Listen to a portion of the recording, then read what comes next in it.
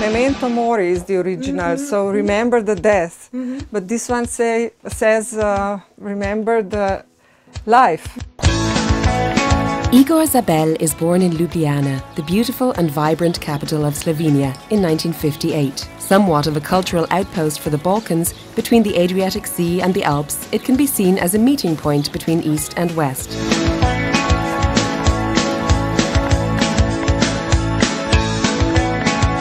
Here, Zabel works as a curator and critic of contemporary art, as a publisher, philosopher, translator and author.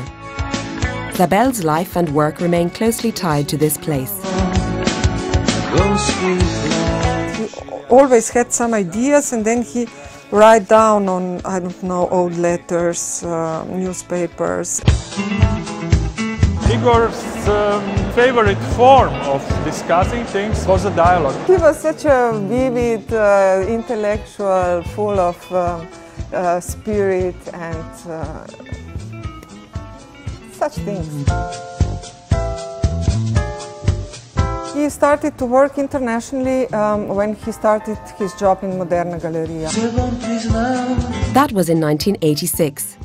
Only 5 years later, Slovenia declares its independence and becomes the first democratic country of former Yugoslavia.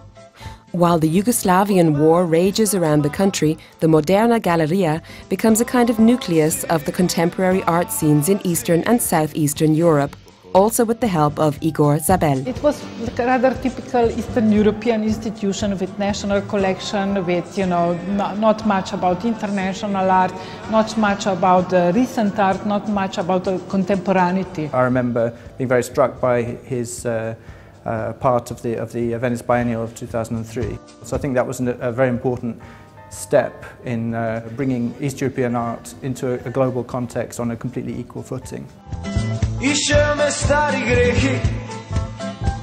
So what we brought as the young people to Moderna Galerija is life, I think, in all terms. He was the first person to talk about the former West, for instance. And once you start talking about the former West, you start talking about a whole other series of consequences of what happened in '89. Not only that communism ends, but actually the world changes. Frisure! Yeah, yeah, yeah! Frisure kroile są In 1989, the world is changing, but perhaps Igor Zabel's world changed earlier. In the wild late 70s and early 80s, Zabel studies art history and comparative literature in this period of revolt and change. During this time, his conviction that art no longer works as singular art manifests. The general idea behind his writings is that art is never growing on its own, that it's always part of broader social, political context. Igor Zabel dies in 2005 unexpectedly at only 47 years of age. He leaves a huge life's work with hundreds of publications and an equal volume of writing.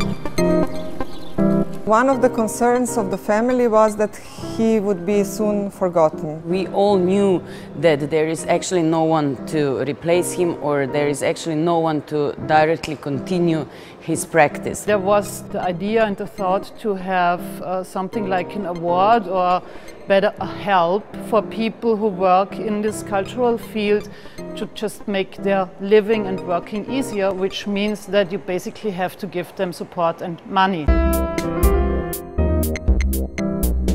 It was really crucial that some people really recognized that, we are worth supporting and worth talking to and worth discussing and worth collaborating. Is here. This award has been given in Ljubljana for the first time in the year 2008. And it has been given now for the second time to Piotr Piotrowski.